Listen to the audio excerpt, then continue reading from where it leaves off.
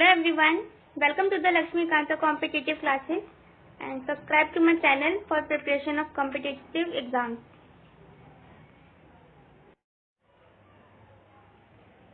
हमने modern Indian history की series start की हुई है एंड प्रीवियस लेक्चर में I have discuss the syllabus of modern history of India, जो कि यूपीएससी का प्रिस्क्राइब्ड सिलेबस है, मैंने वो डिस्कस किया था।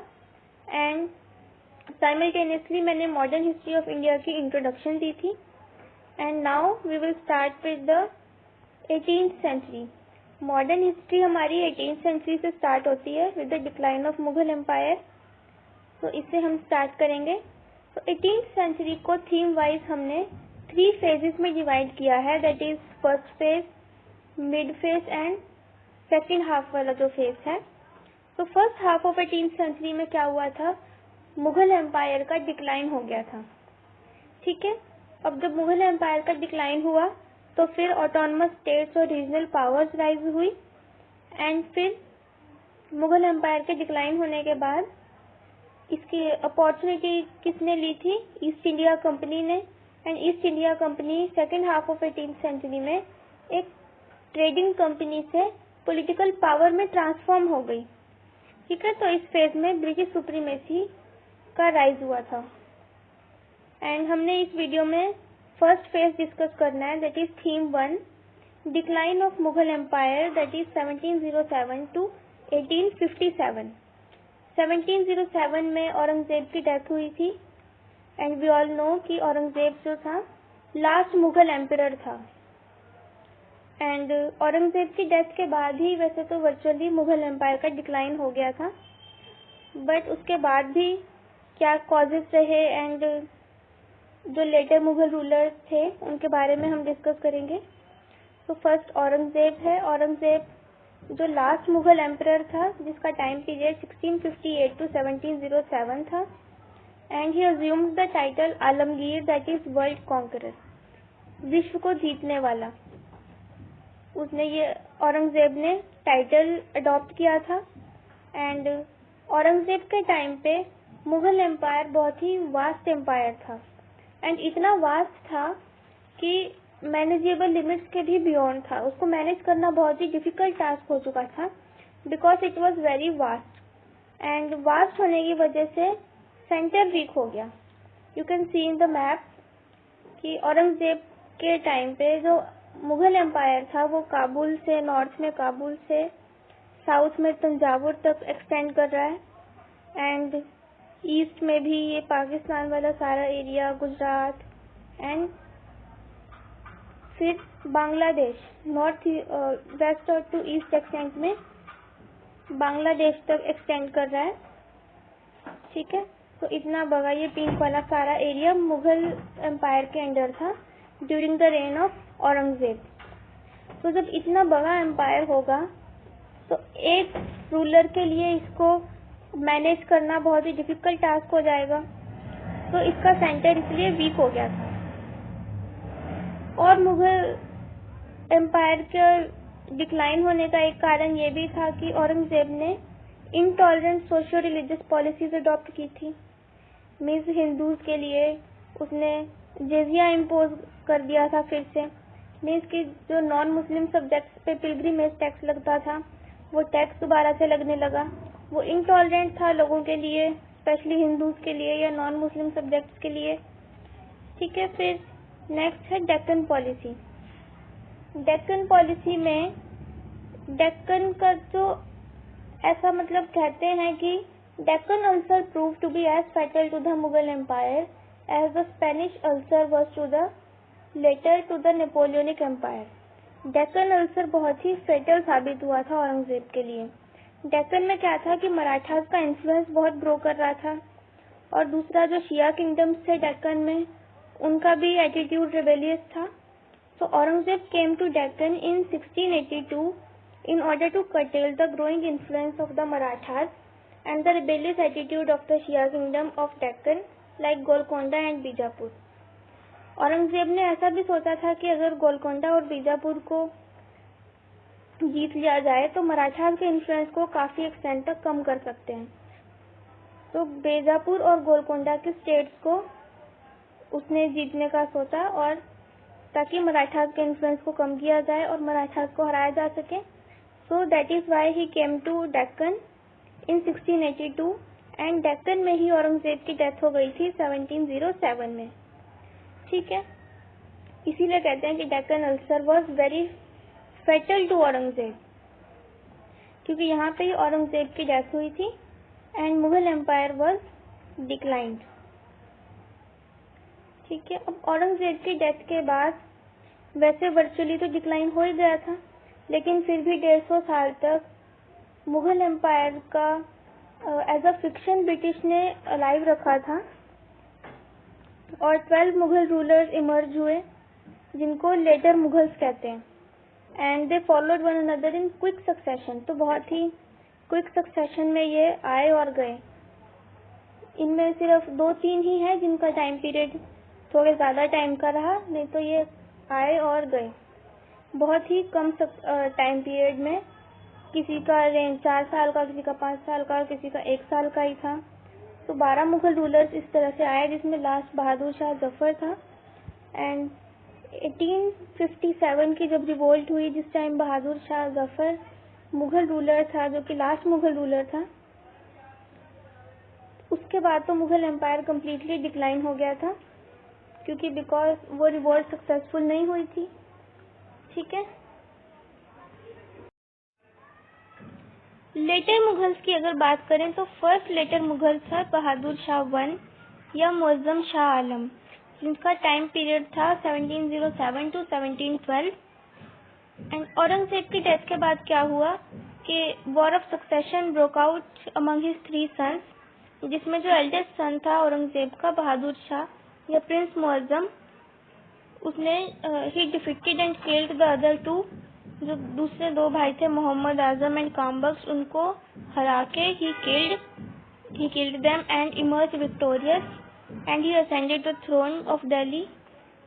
और उसने टाइटल अडॉप्ट किया था बहादुर शाह 1। बहादुर शाह 1 मोर टॉलरेंट था, his attitude was more tolerant towards Hindus and he reversed narrow-minded policies of Aurangzeb. Aurangzeb की जो narrow-minded policies थी, बहादुर शाह ने उनको हटा दिया। एंड abolished जजिया, जजिया जो पिलग्रिमेज टैक्स लगता था नॉन मुस्लिम सब्जेक्ट्स के ऊपर, जो औरंगजेब ने रीइम्पोज किया था, उसको बहादुर शाह 1 ने एबॉलिश कर दिया। एंड बहादुर शाह 1 के टाइम पे there was no destruction of temples. तो हिंदूज के प्रति जो उसका एटीट्यूड था वो टॉलरेंट था। पैसिफिक पॉलिसी उसने अडॉप्ट की थी रीजनल पावर्स के साथ, जिसमें गुरु गोबिंद सिंह को हाई मनसब दिया। And he allowed the Maratha Prince Shahu, जो कि मुगल कैप्टिव की तरह रहता था, मुगल्स का कैप्टिव था 1689 से, तो उसको भी बहादुर शाह ने वापस महाराष्ट्र भेज दिया, रिलीज कर दिया था मीन्स। ठीक है, तो बहादुर शाह 1 जो था ये लास्ट मुगल रूलर था जो कि अपने आप वॉर ऑफ सक्सेशन में विक्टोरियस इमर्ज हुआ और फिर राजा बना। इसके बाद क्या हुआ, मुगल पॉलिटिक्स में एक नया एलिमेंट आ गया जिसमें पार्टीज इमर्ज हुई एज अ किंग मेकर। ठीक है, तो इसमें क्या हुआ, पावरफुल जो नोबल्स होते थे वो किंग मेकर्स बन गए। 4 प्रोमिनेंट पार्टीज थी, तुरानीज, ईरानीज, दुरानीज एंड हिंदुस्तानी। तुरानीज मीन्स जो सेंट्रल एशिया के लोग थे, ईरानीज ईरान के लोग, दुरानीज में अफगानिस्तान के पीपल थे, हिंदुस्तानी में इंडियन मुस्लिम्स। ये जो 4 पार्टीज थी ये अपने सेल्फ इंटरेस्ट के लिए राजा बना भी देती थी और हटा भी देती थी। अब जो वॉर ऑफ सक्सेशन पहले होता था थ्रोन के लिए अमंग द ब्रदर्स, वो खत्म हो गया। ठीक है, क्योंकि जो ये पावरफुल नोबल्स थे ये जिसे चाहे उसे राजा बना देते थे।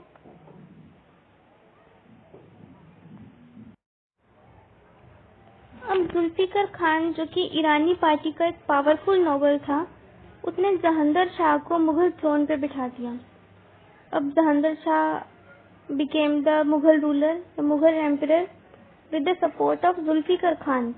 एंड ये जहांगीर शाह जो था ये एक डिजेनरेट प्रिंस था, प्लेजर लवर था, तो एडमिनिस्ट्रेशन किसके हाथ में थी? ऑब्वियसली जुल्फिकार खान जो कि वजीर था जहांगीर शाह का या प्राइम मिनिस्टर था। एंड जुल्फिकार खान ने राजपूत और मराठा सरदार के साथ फ्रेंडली रिलेशंस इस्टेब्लिश किए and he also introduce the evil practice of revenue farming इजारा जो कि एक रेवेन्यू फार्मिंग थी, एक इविल प्रैक्टिस थी ये, वो जुल्फिकार खान ने जहांगीर शाह के टाइम पे इंट्रोड्यूस की। इसमें क्या होता था कि गवर्नमेंट डायरेक्ट कॉन्टैक्ट इस्टेब्लिश करती थी with revenue farmers and middleman, and peasant की ऑपरेशन इससे बढ़ गई because they were free to extract whatever they could from the peasant. And Jahangir Shah को फिर बाद में उसके नेफ्यू ने हरा दिया, फर्रुखसियार ने, एट आगरा, एंड जुल्फिकार खान को भी मार दिया गया। फिर अब इस टाइम पे किंग मेकर सैयद ब्रदर्स हैं, अब्दुल्ला खान और हुसैन अली खान बराहो। ये सैयद ब्रदर्स जो हैं, इनकी हेल्प से फर्रुखसियार ने जहांगीर शाह को हराया and he came to power with the help of Sayyid brothers. And ये फर्रुखसियार भी इनकेपेबल और कवर्डली रूलर था। सैयद ब्रदर्स के हाथ में ही थी इस टाइम भी जो एडमिनिस्ट्रेटिव पावर्स थी। और ये जो सैयद ब्रदर्स थे, इन्होंने भी रिलीजियस टॉलरेंस की पॉलिसी अडॉप्ट की थी, जिजिया एबॉलिश रखा था इन्होंने भी। एंड इस टाइम पे सिख लीडर बंदा बहादुर को भी एग्जीक्यूट कर दिया गया था। तो मुगल्स की विक्ट्री हुई थी ओवर द सिख्स फर्रुखसियार के टाइम पे। एंड फर्रुखसियार फरमान ऑफ 1717 के लिए बहुत ही फेमस है because English east India company को फर्रुखसियार ने बहुत सारी ट्रेडिंग प्रिविलेजेस दे दी थी इन हिज फरमान ऑफ 1717। तो फरमान ऑफ 1717 में क्या था? The company was permitted to carry on trade in Bengal, Bombay and Madras free of customs duty.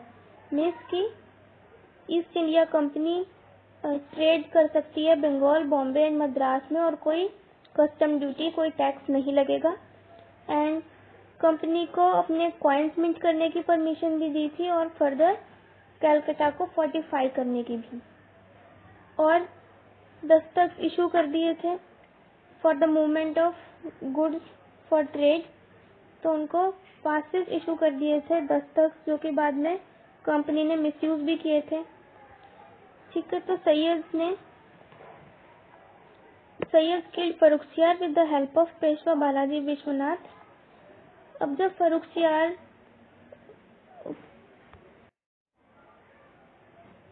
Syed brothers की बात ना सुन के Farrukhsiyar wanted to exercise his own authority, so Sayyid killed Farrukhsiyar with the help of Peshwa Balaji Vishwanath. और ये फर्स्ट टाइम हुआ मुगल हिस्ट्री में कि एक एम्पायर को उसके ही नोबल्स ने डिथ्रोन कर दिया।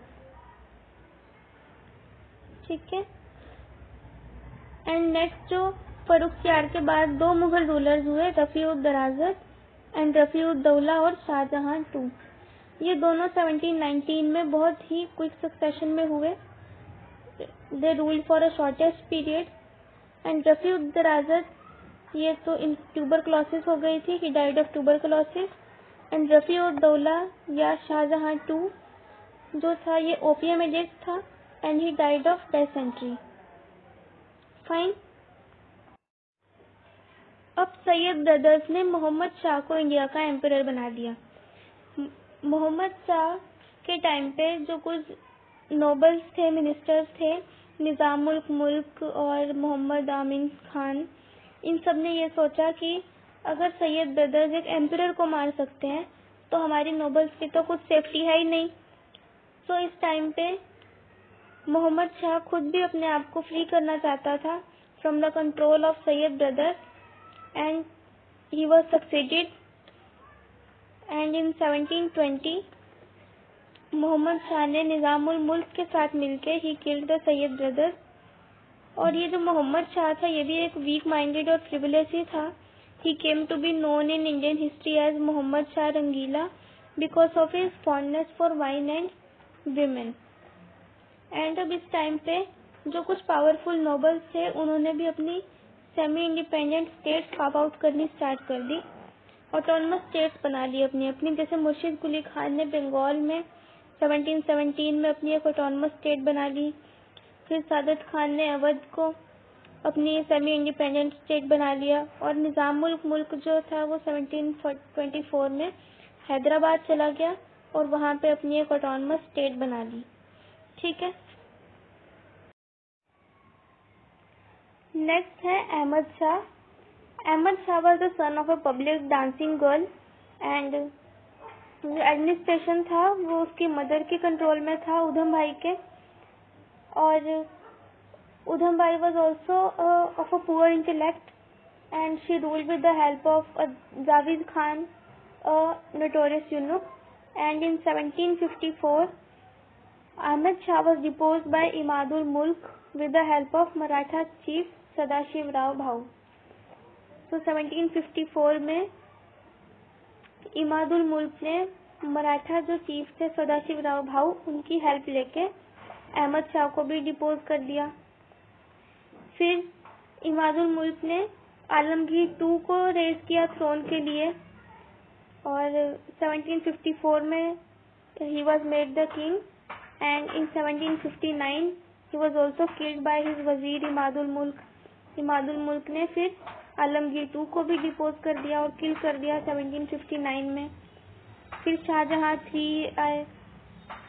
He was placed on the Mughal throne as a puppet ruler by वजीर इमादुल मुल्क। शाहजहां III को भी इमादुल मुल्क ने ही प्लेस किया for the Mughal throne, and फिर he was deposed by Maratha chief. Maratha chief ने शाहजहां III को डिपोज कर दिया, एंड फिर मराठा चीफ ने सदाशिव राव भाऊ ने एक राइटफुल एम्परर को रेज किया थ्रोन के लिए, that is Shah Alam II। Shah Alam II भी फ्यूजिटिव मुगल एम्परर कहते थे शाहजहां II को। He remained in exile for 12 years। 12 साल तक तो ये एक्साइल में ही रहे थे, क्योंकि शाह आलम II को दिल्ली एंटर करने की परमिशन नहीं थी 12 साल तक। उसके बाद अकबर शाह II आया। ये भी पेनल्टीमेट मुगल रूलर था, और he gave the title of Raja to Ram Mohan Roy and sent him to England। Ram Mohan Roy को अकबर शाह II ने राजा का टाइटल दिया था, और इस टाइम तक मुगल एम्पायर बिल्कुल डिक्लाइनिंग एज पे था, और ईस्ट इंडिया कंपनी ने भी अब अपने आप को मुगल एम्पायर का सब्जेक्ट कहना, मुगल एम्पायर का सब्जेक्ट मानना बंद कर दिया, एंड जो उनके कॉइन्स पे पर्शियन लैंग्वेज में लाइंस लिखी होती थी वो भी डिलीट कर दी। तो इस टाइम तक अब बहुत ही डिक्लाइनिंग एज पे था बिल्कुल। लास्ट है बहादुर शाह जफर। बहादुर शाह जफर लास्ट मुगल रूलर था। He was fond of poetry and was known by the title of Zafar. Zafar title इन्होंने अडॉप्ट किया, एंड 1857 की रिवोल्ट के दौरान Bahadur Shah Zafar was proclaimed as the emperor of India by the rebels. तो 1857 की जब रिवोल्ट हुई तो बहादुर शाह जफर उस टाइम पे एम्परर ऑफ इंडिया डिक्लेयर किए गए थे रिबेल्स से, and after the revolt he was captured and deported to Rangoon where he died in 1862। लेकिन वो रिवोल्ट सक्सेसफुल नहीं हुई थी। बहादुर शाह जफर को उस टाइम पे कैप्चर कर लिया गया और रंगून भेज दिया गया, जहाँ पे 1862 में बहादुर शाह जफर की डेथ हो गई। तो 1857 की रिवोल्ट तक Mughal empire was completely declined. ठीक है। So that was all about the decline of Mughal empire, and 2 important invasions भी हुए थे इस टाइम पे। एक तो बैटल ऑफ करनाल जिसमें नादिर शाह ने इन्वेड किया था इंडिया को, दूसरा अहमद शाह अब्दाली के invasion, that we will discuss in next video. Thanks for watching, and please don't forget to like, comment, share and subscribe.